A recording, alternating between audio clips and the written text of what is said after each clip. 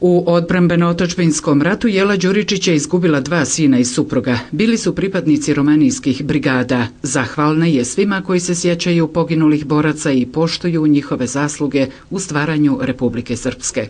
Našu tugu ne može jest niko nikad izliječiti dok ne vlegnemo poradnik, ali zaista utjehu nam prave koliko toliko kad su uz nas i kad nas pozivaju.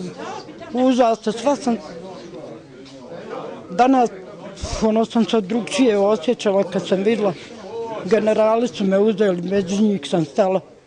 Ipak nismo zaboravljeni, bar s koje bilo strane. Jedan od pripadnika prve romanijske pješadijske brigade, Branimir Đurković, prisjetio se junačkog puta brigade.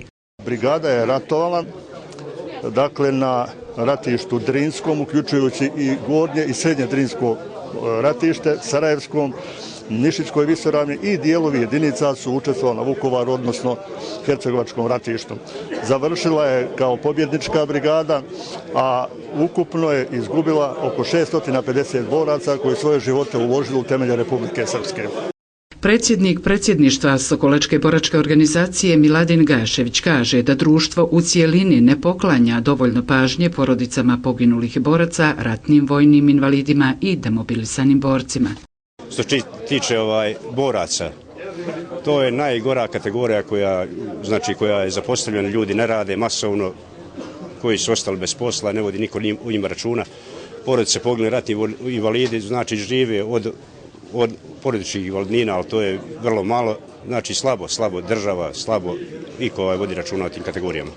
Predsjednik Skupštine opštine Sokolac Dragiša Delić kaže da opština Sokolac ulaže maksimalne napore da bi boračke kategorije bile zbrinute na adekvatan način.